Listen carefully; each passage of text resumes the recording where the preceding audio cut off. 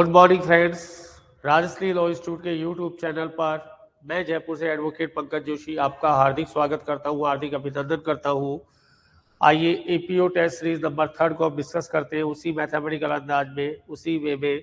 देखिए आज के क्वेश्चंस क्या कहते हैं हमसे। पहला क्वेश्चन है आपका, राम किल्ड ए स्नैक ए बम्बू स्टिक। आर्टिकल भरने के लिए कि यहाँ पर आपका आर्टिकल क्या होगा, राम किल्ड ए स्नैक ब्लैंक स्पेस ए बम्बू स्टिक। राम ने एक स्नैक को मार दिया था। किससे मार दिया था? बम्बू स्टिक से। तो किसी भी इंस्ट्रूमेंट से पहले आपका प्रपोजिशन विथ आता है, आपको इसे याद रखना है। किसी भी इंस्ट्रूमेंट से पहले, किसी भी प्रपोजिशन से पहले जो है आपका प्रपोजिशन विथ आएगा। B is the right answer. Next question है हमारा इसी संदर्भ में, याद रखना है इंस्ट्रूमेंट से पहले प्रपोजिशन विथ आएगा। नेक्स्ट क्वेश्चन है आपका, you fail A Titanic tree. Fail का मतलब होता है काटना। तुमने एक विशाल पेड़ को काट दिया था। किससे? एक ग्राइंडेड एक्स, एक धारदार कुल्हाड़ी से। यहां पर भी आपका विथ आएगा। किसी भी इंस्ट्रूमेंट से पहले प्रपोजिशन विथ आएगा। तो कोई भी उपकरण है, औजार है, उससे पहले प्रपोजिशन विथ आएगा। ग्राइंडेड सोड आपका एक उपकरण है, प्रपोजिशन विथ लेगा। फेल का मतलब होता है काटना। काटने के लिए प्रपोजिशन, ट्री को काटा, टाइटैनिक ट्री को, विशाल पेड़ को। किससे? एक ग्राइंडेड एक्स से, एक धारदार तलवार से, धारदार कुल्हाड़ी से। तो प्रपोजिशन क्या आएगा? प्रपोजिशन यहाँ पर विथ आएगा। एक एक चीज को समझना है हमें। The people set the roof of a business and meet with a fatal accident। fatal accident का मतलब होता है जानलेवा दुर्घटना। जानलेवा को बोलेंगे fatal accident। अब वो जो लोग थे वो छत पे टच में थे, प्रपोजिशन ऑन आएगा। जब कोई किसी से स्पर्श अवस्था में वहां पर टच में है तो वहां पर प्रपोजिशन ऑन आएगा। तो ऑन द रूफ आएगा। On the roof is the right answer. आइए नेक्स्ट क्वेश्चन की तरफ मूव करते हैं हम। प्रपोजिशन माने हम, द लेटर रिटर्न राम। ये सेंटेंस आपके पैसिव का है तो एक्टिव का आंसर तो होगा ही नहीं। ये आंसर गलत, ये आंसर गलत, ये आंसर गलत। ये आएगा, पैसिव है। The letter was return by Ram. By आपका करता है और वाज रिटर्न आपके वर्ब की थर्ड फॉर्म है। सेंटेंस को पैसिव में जाना पड़ेगा क्योंकि यहाँ पर आपके पैसिव का सेंटेंस है। Was return is the right answer. The letter was written by Ram, sentence passive वो इसमें गया। क्यों? क्योंकि यहाँ पर लेटर को लिखा गया था किसी के द्वारा। आइए फिफ्थ क्वेश्चन की तरफ मूव करते हैं। I will go to school next Monday. यहाँ पर और नहीं आएगा।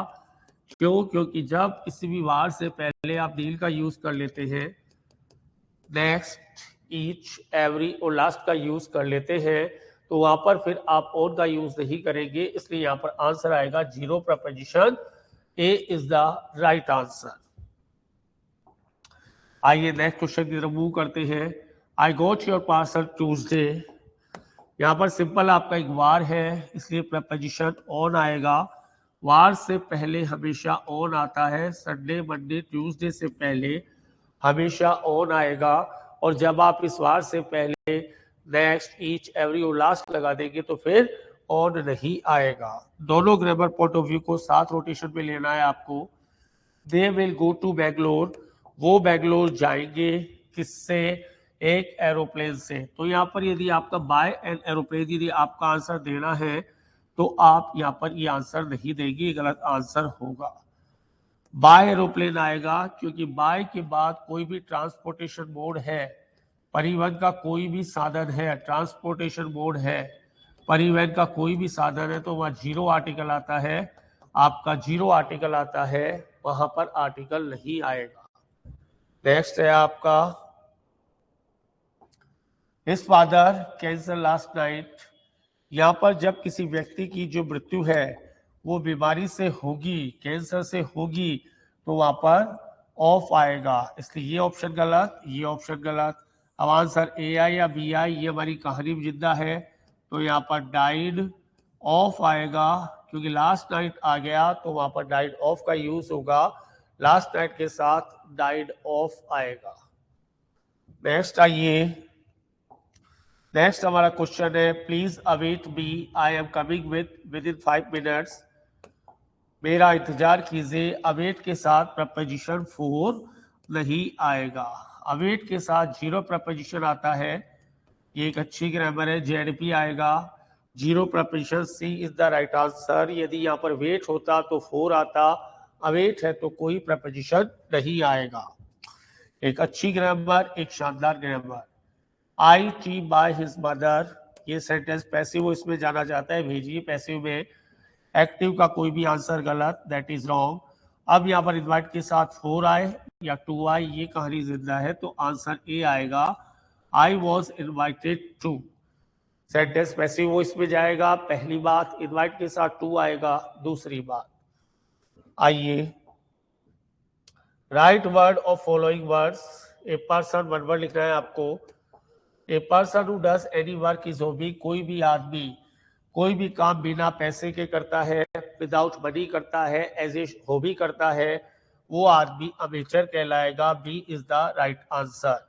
B is the right answer. वो आदमी क्या कहलाएगा? वो आदमी अमेचर कहलाएगा। जो आदमी बतौर शौक कोई काम करता है, पैसे नहीं लेता किसी भी काम के, दैट इज अमेचर।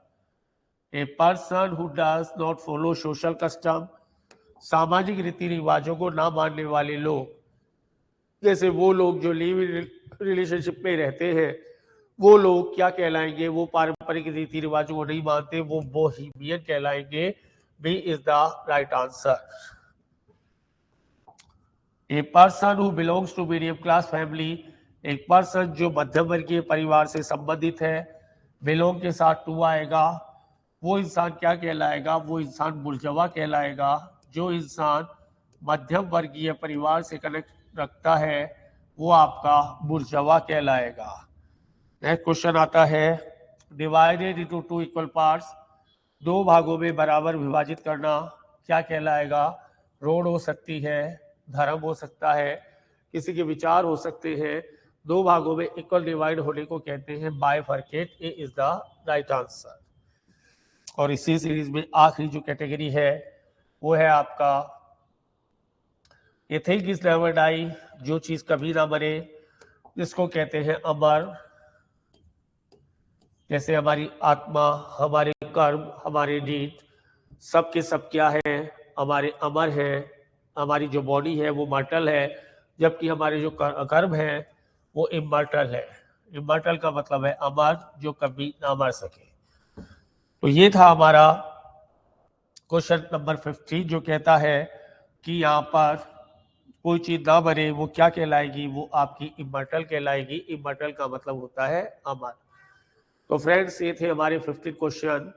यदि आपको हमारा प्रेजेंटेशन, हमारे कंटेंट पसंद आए हो, तो आप इस चैनल को लाइक करें, सब्सक्राइब करें, और सबसे इम्पोर्टेंट थिंग, आप हमें कमेंट करें। पॉजिटिव और निगेटिव कमेंट हमें इंस्पायर करते हैं कि हम और अच्छा कंटेंट लेके आए। इसी के साथ विदा लेते हैं आपसे। Thank you very much.